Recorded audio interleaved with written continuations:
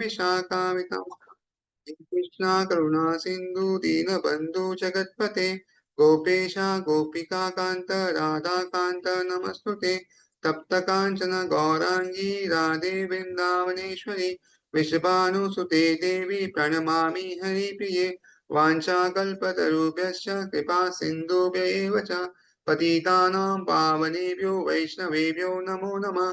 जय श्री कृष्ण चैतन्य प्रभु नित्यानंद श्री अद्वैत गदाधर शिवासादि गौर भक्तवृंद हरे Krishna Krishna Krishna Hare Hare Hare Ram Ram Ram Hare Hare. So we are reading from the book On the Way to Krishna. We are on chapter number 1, through way to happiness. So हमने अभी तक क्या देखा कि happiness का क्या मतलब होता है, व्हाट इज रियल हैप्पीनेस. और रियल हैप्पीनेस अधिकतर लोगों के पास होती नहीं है, बहुत जगह एडवर्टाइजमेंट होता है लेकिन मिलता नहीं है. तो ये सही में हैप्पीनेस जो है वो लॉर्ड कृष्णा जो है अर्जुन को बता रहे हैं. और ये जो है हमें आध्यात्मिक चेतना या आध्यात्मिक इंद्रियों से हम उसको उसका आस्वादन कर सकते हैं. तो अभी की जो भौतिक जगत में जो सही में जो खुशी है वो वैसी नहीं है. झाड़ भी कहता है कि मैं खुश हूं, अगर उसको पूछेंगे तो, अगर वो बोल सकता है तो. लेकिन वो जो खुशी है बहुत नीचे की स्टैंडर्ड की है, लेकिन हमारा जो खुशी थोड़ा ऊपर स्टैंडर्ड. वैसे ही आध्यात्मिक खुशी बहुत ही ऊपर का स्टैंडर्ड का होता है.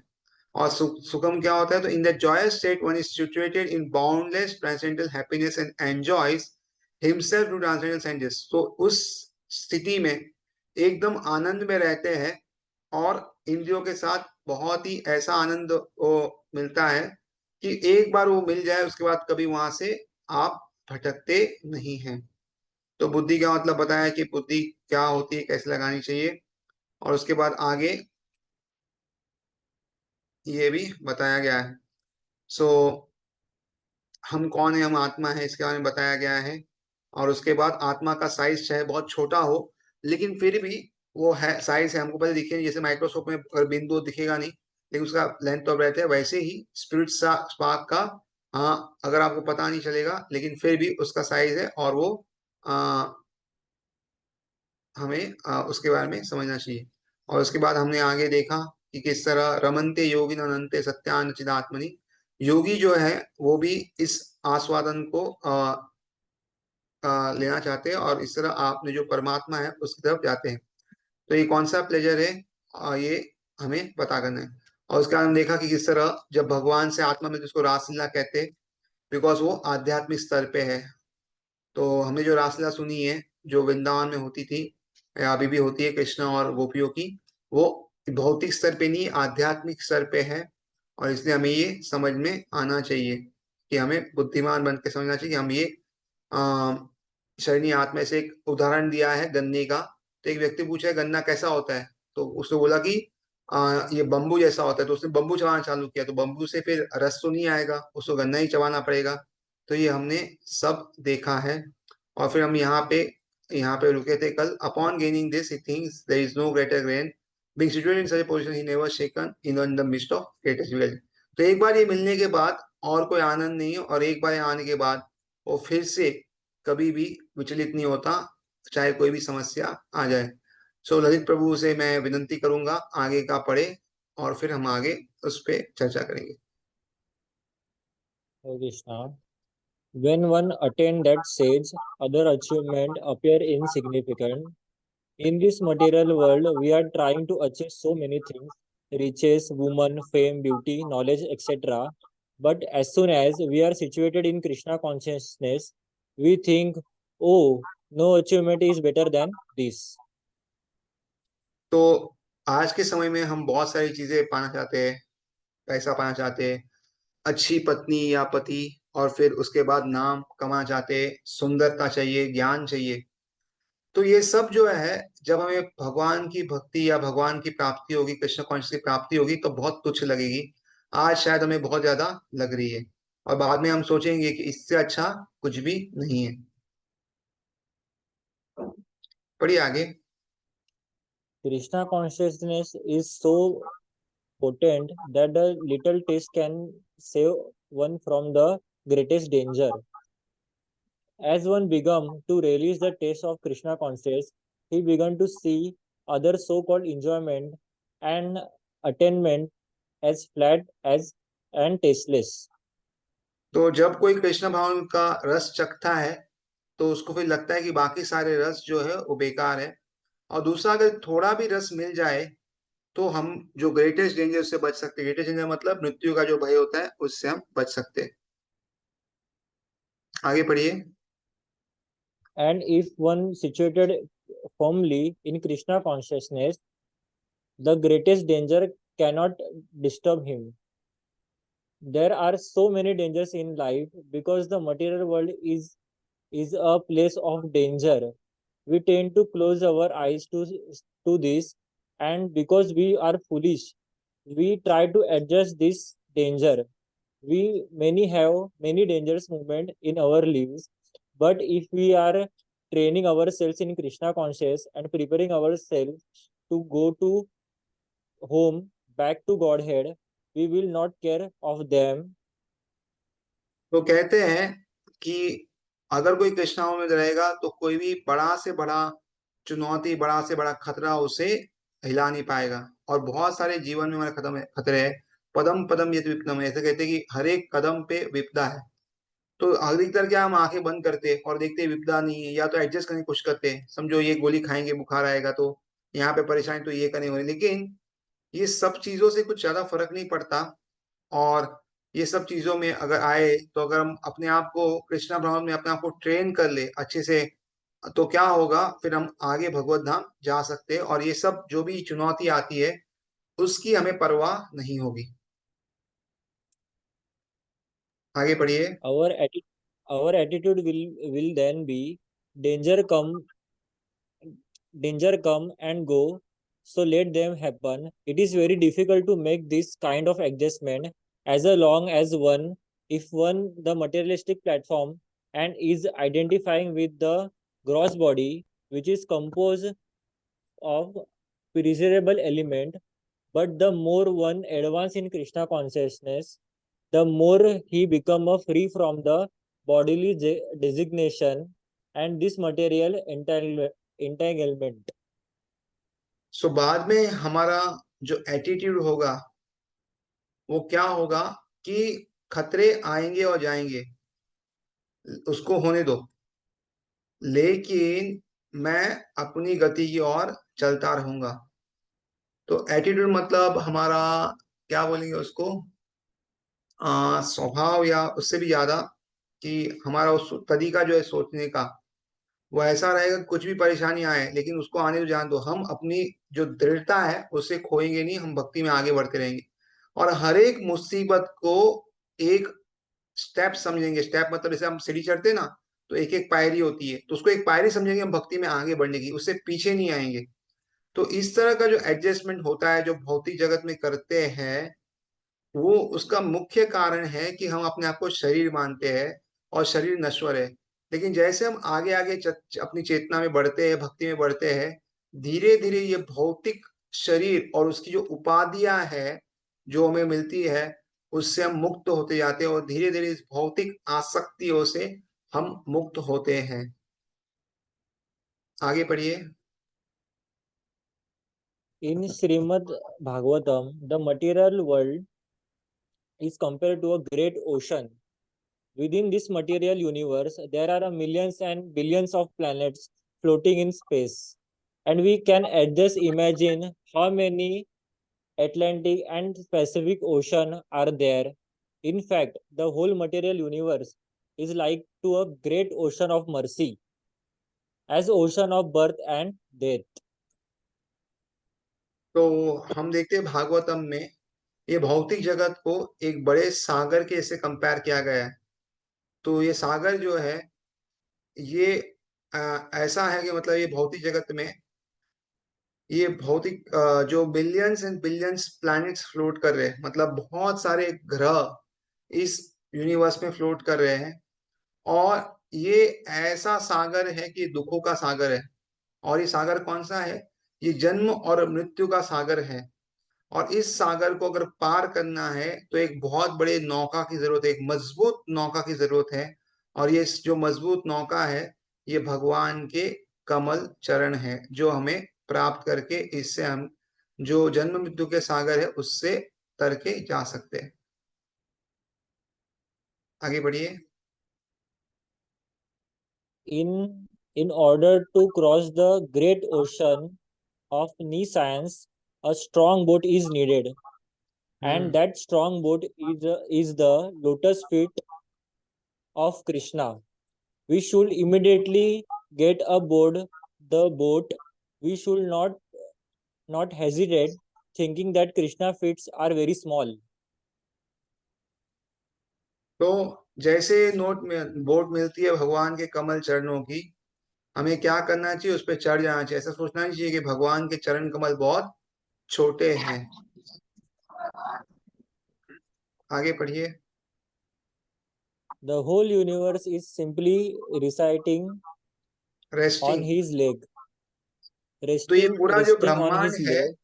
वो उन पे सोया है या उस पे आराम करा या उसकी सहारे खड़ा है।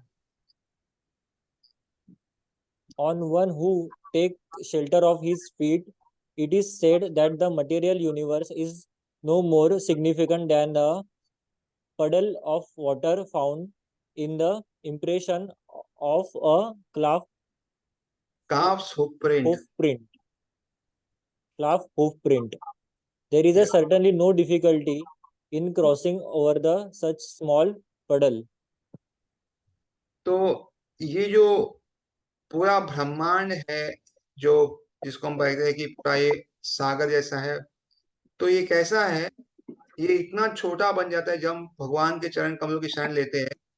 ये इतना छोटा बन जाता है, जैसे आपने भी गाय को देखा हो, गाय का बछड़े को देखा होगा। गाय का बछड़ा बहुत छोटा होता है और गाय के बछड़े को चार पैर है, तो चार पैर का अगर आप हूफ देखोगे, हूफ मतलब उसका पैर है, उसका जो माप देखो इतना छोटा है कि आप आराम से उसको उसके ऊपर से जा सकते हो। तो ये पूरा जो भौतिक सागर है, जब भगवान के चरण कमल की उसका शरण लेते हैं तो पूरा जो सागर है वो इतने में समा जाता है, और इसलिए हम इसको आराम से पार करके जा सकते हैं। आगे बढ़िए। तम विद्या दुख Tamam, संयोगा वियोगम योग समन्वितम। पढ़िए। this indeed in is actual freedom from the all miseries arising from the material contact. तो ये जो है ये सही में यहाँ पे हम सब जितने भी दुख है उससे निकल गए हैं। तो जब भी हम आ, कहीं भी जाते हैं तो उससे हमें दुख मिलता है। We are entangled in the material world due to the uncontrolled senses. The yoga process is meant to control these senses.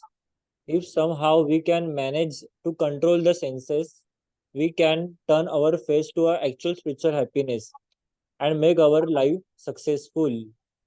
तो हम इस भौतिक जगत में क्यों अटके हैं? क्योंकि हमारी जो इंद्रियां है वो वश में नहीं है। हमारी इंद्रियों के वश में ना होने के कारण हम इस भौतिक माया जाल में फंस गए हैं। और योगा मतलब क्या है? ये इस इंद्रियों को काबू करना है।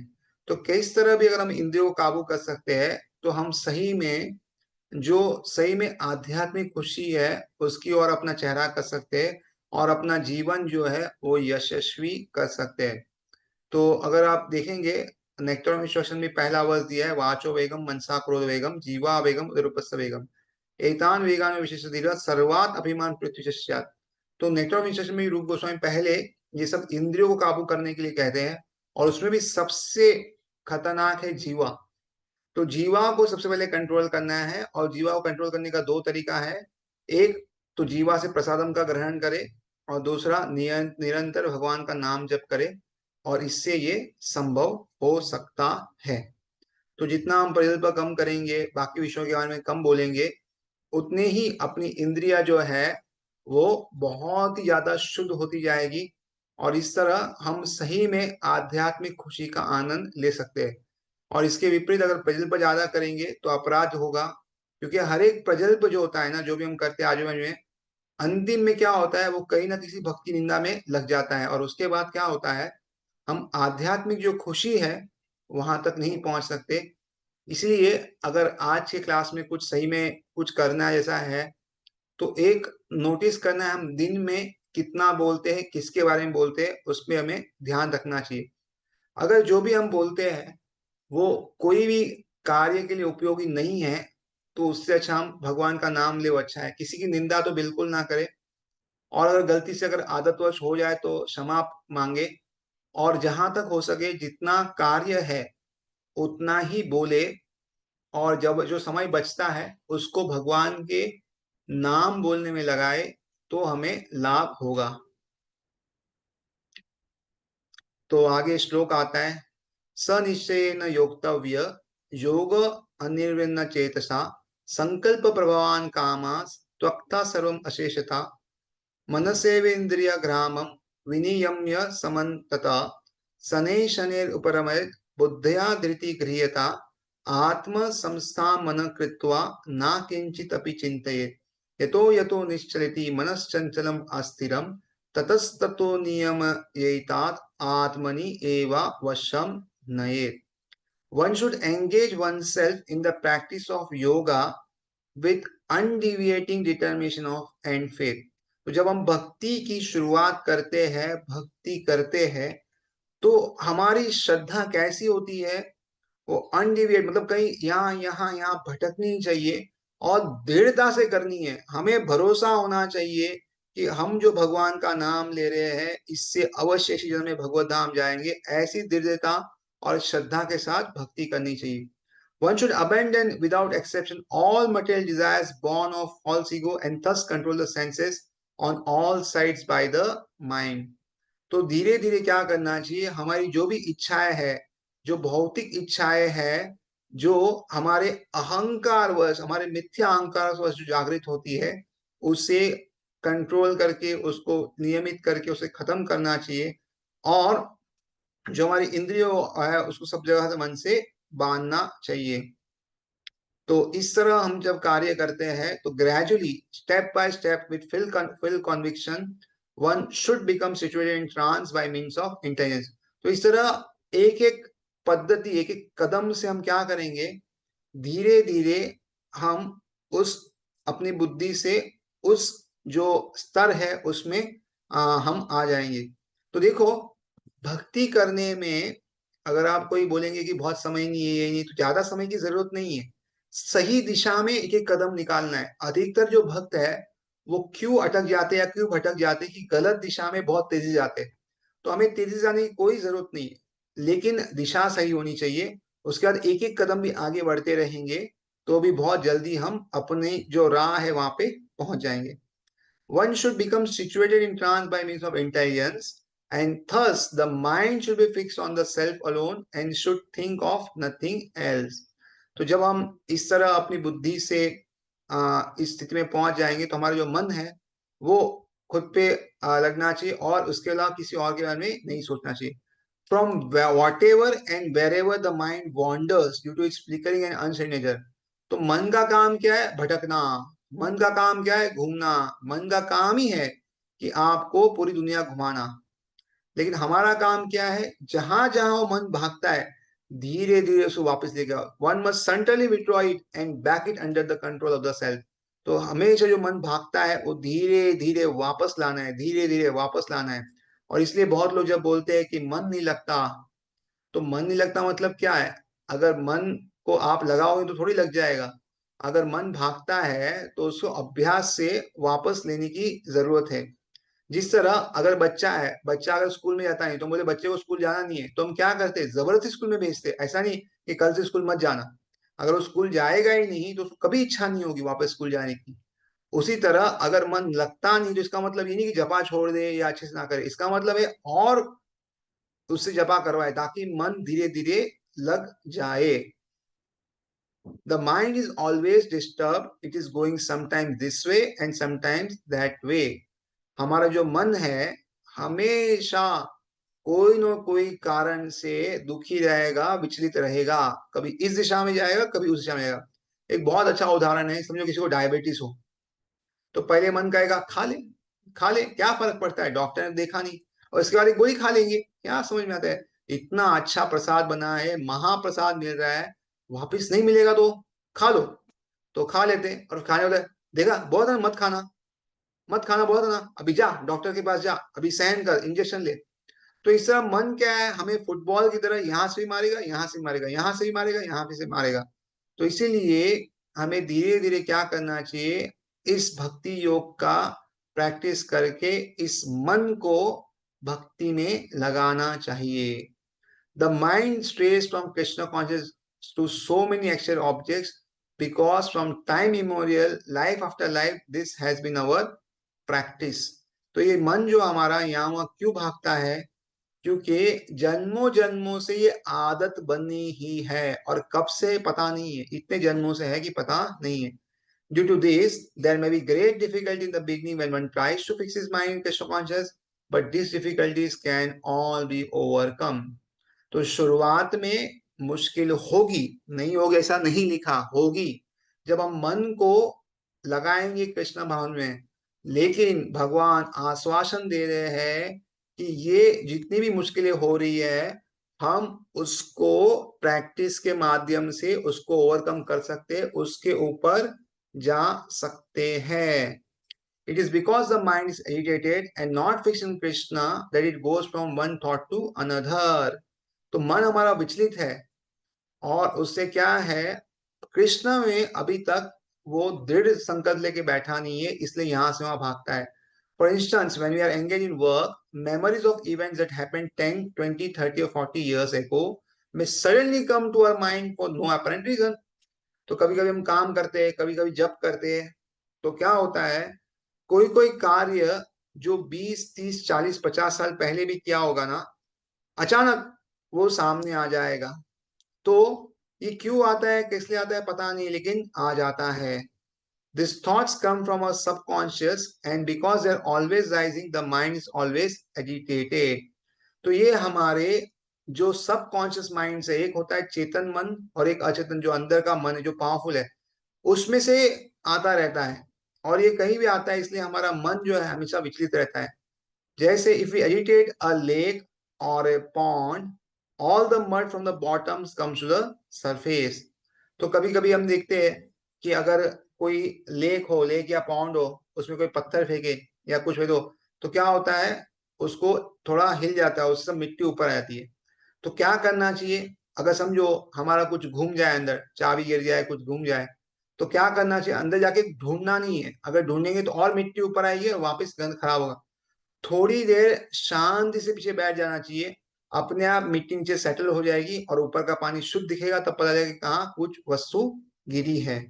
तो उसी तरह जब हमारा मन बहुत ही चंचलित हो जाता है, similarly when mind is agitated, और बहुत सारी विचार आते हैं, so many thoughts arise from the subconscious that have been stored over the years, if we do not disturb a pond the mud will settle to the bottom। तो मन को और हमें परेशान नहीं करना है, धीरे धीरे धीरे मन शांत हो जाएगा। This yoga process is a means to quiet the mind and allow all these thoughts to settle। तो ये जो भक्ति योगा कर रहे हैं, ये तरीका है इस जो मन है उसको शांत करने के लिए और सारे विचारों को नीचे सेटल करने के लिए। For this reason, there are so many rules and regulations to follow in order to keep the mind from becoming agitated। इसी कारण से बहुत सारे नियम है, कुछ करने के लिए और कुछ निषेध है जो नहीं करना चाहिए, ताकि हमारा मन जो है वो बार बार में विचलित ना करे। If you follow the rules and regulations gradually the mind will come under control. तो इस तरह अगर नियम का पालन करेंगे, जो करना है वो करेंगे, जैसे 4 नियम का पालन करना है, जप करना है, तुलसी आदि मंगलारती सब करना है, भागवतम सुनना है, और कुछ नहीं करना है, यानी 4 नियमों का पालन करना है, और अनुकूल से संकल्प और प्रतिकूल से वर्जम, जो अनुकूल है भक्ति के लिए वो करना है, प्रतिकूल वो है उसको वर्जित करना है। तो क्या होगा, gradually the mind will come under control. धीरे धीरे, देखो ग्रेजुअली लिखा है, कहीं पे भी भक्ति ऐसा नहीं बोलता है कि आज भर्ती कल चक्रवर्ती, हर किसी को समय लगेगा। इसलिए हम लंबे समय के लिए अगर तैयार नहीं है मेहनत करने के लिए, तो हम भूल जाना चाहिए कि भगवत धाम जाएंगे। एक हफ्ता मेहनत किया, उसके बाद नहीं किया, बाद में आगे पीछे होते रहा, ऐसा नहीं, सालों सालों साल तक दिन रात हर रोज पढ़ना पड़ेगा, हर रोज ये सब करना पड़ेगा, तब जाके ऐसी स्थिति आएगी कि हम भक्ति में बहुत आगे बढ़ सकते हैं। और साथ ही में जो नियम कानून दिए हैं उसको अच्छे से दृढ़ता से पालन करना पड़ेगा, तो ही हमारा मन और ये सब काबू में आएगा और हम भगवान की भक्ति जो है अच्छे से कर सकते हैं। If we follow the rules and regulations, the mind will come under control. There are so many don'ts and so many do's. देखो बहुत सारे नियम है, ये नहीं खाना है, ये खाना है, ये नहीं करना, ये करना है। And if one is serious about training the mind, he has to follow them. अगर कोई व्यक्ति सही में उसने निश्चय किया है और बहुत ही उसमें संकल्प लिया है और वो गंभीर है बहुत, अगर वो गंभीर नहीं है तो ये भक्ति में उसका कोई चांस नहीं है कि वो सफलता हासिल करेगा इस जन्म में। लेकिन अगर कोई व्यक्ति गंभीर है तो वो अपने मन को इस तरह ट्रेन करेगा कि वो तुरंत इसी जन्म में भगवत धाम जा सकता है। तो ये बहुत जरूरी है कि हमें गंभीर बनना है। गंभीर का मतलब ऐसे नहीं कि हर दिन मुंह लटका के रखेंगे या मुंह में ऐसा रहेगा, ऐसा नहीं है। जैसे चैतन्य महाप्रभु ने जो बताया था कि आंतरे अंदर जो है वो एकदम गंभीरता से, बाहर लोग का व्यवहार तो बाहर लोग व्यवहार करो जैसा है वैसे रहो, लेकिन अंदर से दृढ़ अग्नि जलनी चाहिए कि इतने दिन चले गए मेरे भक्ति में, 10 साल हो गए, 15 साल हो गए, 20 साल हो गए, लेकिन मैं भक्ति में आगे बढ़ा नहीं हूँ, अभी तक मैं उसी स्थिति में हूँ जो पहले था और कुछ आशा दिख नहीं रही है। तो इस तरह अंदर से रिपेंटेंस होना चाहिए और अग्नि बढ़ती रहनी चाहिए कि कब मैं भगवान के चरणों की हाँ प्राप्ति करूंगा। लौल्यम अपि एक मूल्यम, श्री रूप गोस्वामी कहते हैं कि लौल्यम, लौल्यम क्या मतलब, ग्रीड, वैसा लौल्य पर होना चाहिए कि मुझे चाहिए ही चाहिए, कुछ भी हो जाए भगवान आपके चरण मुझे इसी जन्म में चाहिए। इस तरह अगर किसका लौल्यम रहेगा, अंदर इतना ग्रीड रहेगा, तो भगवान भी कहाँ जाएंगे, बन जाएंगे। किंतु अगर ऐसा नहीं रहेगा तो क्या होगा, if he acts whimsically, what is the possibility of mind getting control. अगर वो अपनी इच्छा से काम करेगा, जो गुरु वर्ग है उनका नहीं सुनेगा, जो प्रभुपाद ने लिखा है वो नहीं सुनेगा और अपनी इच्छा से कार्य करेगा, तो कभी भी उसका मन जो है वो काबू में नहीं आएगा। And when the mind is finally trained to the point when it will think of nothing but Krishna, it will attain peace and will become tranquil। तो एक समय ऐसा आएगा कि मन को इतनी ट्रेनिंग मिल गई है कि अभी वो कृष्ण के अलावा किसी और के बारे में नहीं सोचेगा, और तभी क्या होगा, सही में उसे शांति मिलेगी और एकदम वो मन जो है विचलित होना बंद कर देगा। तो इसका क्या है, प्रशान्तामनसं योगिनां सुखम उत्तमम उपैति शांत रजसम ब्रह्मभूता अकल्मषम। The yogi whose mind is fixed on me verily attains the highest happiness. By virtue of his identity with Brahman, he is liberated, his mind is peaceful, his passions are quiet, and he is freed from sin। तो योगी जिसका मन मुझ में फंसा हुआ या मुझ में ध्यान केंद्रित किया जिसने, वो बहुत ऊंचे सुख की प्राप्त करता है। हर कोई सुख चाहता है ना, लेकिन सुख कहाँ है, जब मन भगवान में लग जाए। और by virtue of identity with Brahman, कि वो अपने आप को ब्रह्मन में अपने आप को उससे पहचान करता है, ही इज लिबरेटेड यानी मुक्त हो गया है, उसका मन शांत हो गया, his mind is peaceful and his passions are, उसकी जो भी इच्छाएं थी वो सब शांत हो गई है, और वो जो है पाप की वृत्ति से बाहर हो गया, he is free from sin। तो इस तरह उसका जीवन चलता है। The mind is always concocting objects for happiness. तो माइंड हमेशा ढूंढता रहता है, यहाँ पे खुशी है, वहां पे खुशी है, ये है, ये है। I am always thinking this will make me happy, that will make me happy, happiness is here, happiness is there. देखो आजकल के एडवर्टाइजमेंट में सब लोग क्या बोलते हैं, मेरी वस्तु लो और आप खुश होगे। सबको पता है हर व्यक्ति खुशी ढूंढ रहा है, लेकिन गलत चीज जगह पे ढूंढ रहा है। वो सोचता है यहाँ पे खुशी मिलेगी, वहां पे खुशी मिलेगी, ऐसे खुशी मिलेगी, लेकिन ऐसा नहीं है। In this way the mind is taking us anywhere and everywhere. इस तरह हमारा मन क्या करता है, वो हर जगह और सब जगह लेके जा रहे हैं। It is as though we are riding on a chariot behind an unreal horse. तो ऐसा हो गया कि हम घोड़ सवारी कर रहे हैं और वो घोड़ा हमें कहीं भी लेके जा सकता है, वो घोड़ा अपने बस में नहीं है। We have no power over where we are going but can only sit in horror and watch helplessly. हमें कुछ भी पता नहीं हम कहाँ जा रहे, लेकिन डर के मारे हम वहां पे असहाय रूप से बैठे। As soon as the mind is engaged in Krishna conscious process, specifically the chanting Hare Krishna, Krishna Krishna, Hare Ram, Ram Ram, Hare Hare, then the wild horse of the mind will gradually come under our control. तो जैसे हम भगवान के मंत्रों का उच्चारण करेंगे, जो हमारा मन है, जो अभी एक एक जो घोड़े की तरह एक भाग रहा है यहाँ हुआ, और वो भी घोड़ा कौन सा है, जंगल का घोड़ा जो है भाग रहा है, वो धीरे धीरे हमारे जो कंट्रोल में आएगा, हमारे वश में आएगा। We must engage in Krishna service every moment of our lives in order to keep the restless and terminant mind from taking us from the one object to another. तो इस तरह हमें हर एक क्षण अपना जो है भगवान की सेवा में लगाना है। ऐसा नहीं कि अभी सेवा कर ली उसके बाद कुछ और करें, नहीं, क्षण टू क्षण हर एक क्षण देखना चाहिए कि हाँ, क्या हम ये क्षण भगवान की सेवा में लगा रहे हैं या नहीं। अगर नहीं लगाए तो मन वापस यहाँ लेके जाएगा, नहीं तो मन इस object in another in when such what happens in temporary material world. तो इस तरह क्या है, हम खुशी की खोज जो है इस भौतिक जगत में गलत जगह पे करेंगे, तो वो हमारे लिए अच्छा नहीं है, क्योंकि अगर गलत जगह पे करेंगे तो खुशी प्राप्त नहीं होगी। तो मैं यहीं पे आज का ये क्लास को विराम देता हूँ। अगर किसी को कुछ प्रश्न है, कुछ डाउट तो ले सकते हैं, हमारे पास 2-3 मिनट है, नहीं तो फिर हम अगले कल वापस मिलेंगे आगे की चर्चा करने के लिए। वो ओवर स्ट्रेस होता है तो सबसे पहले हमें क्या करना चाहिए? क्या होता है? जब ज्यादा टेंशन आया, माइंड में बहुत स्ट्रेस हो रहा है, तो हाँ, हमें यस, सबसे पहले क्या कीर्तन करना भजन। चाहिए? आप देखो भक्ति में आपको क्या अच्छा लगता है?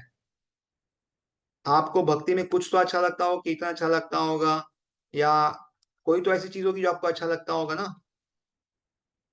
तो जब देखो, जब हमारा अच्छा समय होता है ना, तब हमें देखना चाहिए कि हमें क्या अच्छा लगता है। भक्ति किसी को पढ़ाई अच्छी लगती है, किसी को कीर्तन अच्छा लगता है, किसी को भजन, किसी को सुनना अच्छा लगता है, किसी को नाचना अच्छा लगता है, किसी को भगवान की आरती करना, किसी को श्रृंगार करना। तो बहुत सारी चीजें जो भगवान की भक्ति में अच्छा लगता है, किसी को प्रसाद बनाना, भोग बनाना अच्छा लगता है।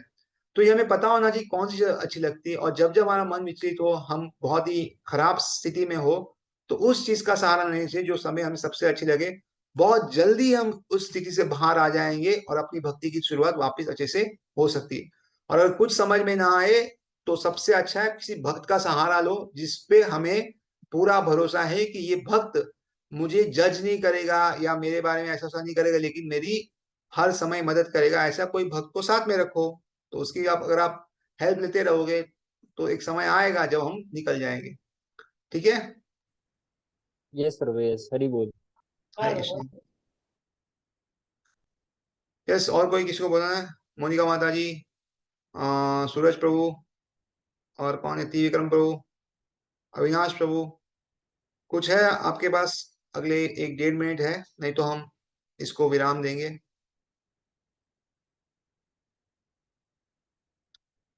अच्छा ठीक है, तो बहुत बहुत धन्यवाद। हाँ, सूरज आप कुछ बोल रहे हैं प्रभु जी? प्रभु जी, मेरे को ये पूछना था कि ये जपा करते टाइम ही क्यों मन इतना भटकता है? वो मन हमेशा भटकता है, लेकिन जब जपा करते तो हमें दिखता है कि मन भटक रहा है, क्योंकि डायरेक्ट मन पे अटैक हो रहा है ना। मंत्र है जो मंत्रा, तो मंत्रा का मतलब ही है मन के ऊपर अटैक हो रहा है। तो जब समझो आप ऐसे ही बैठे हो, आप कुछ नहीं करो, लेकिन आपको कोई अटैक करेगा तो आप दिखाओगे ना थोड़ा यहाँ वहाँ कि अरे अटैक मत, तो बचाओगे ना अपने आप को। तो मंत्र का मतलब ही है कि हम माइंड के ऊपर कंट्रोल करके माइंड कचरा साफ कर रहे हैं मन का। तो उस समय ज्यादा वो करेगा ही परेशान, उसमें कोई ये नहीं है। और दूसरा, उस समय ऐसा होता है कि हम बाकी सब चीजें करते नहीं, तो बाकी समय मन परेशान करता है, लेकिन इतना समझ में नहीं आता। लेकिन जपा के समय हम थोड़े शांत होते हैं, जपा करने की कोशिश करते हैं, कॉन्सेंट्रेट करते हैं, तो इसलिए अच्छे समझ में आता है। तो ये शुरुआत का स्टेज है, आप थोड़ा आगे बढ़ेंगे, निष्ठा विष्ठा पहुंच जाएंगे, तो ये मन भी आपको असर नहीं करेगा। ठीक है, तो हम समाप्त करते हैं इसको। हरे कृष्ण। हरे कृष्णा प्रभु जी।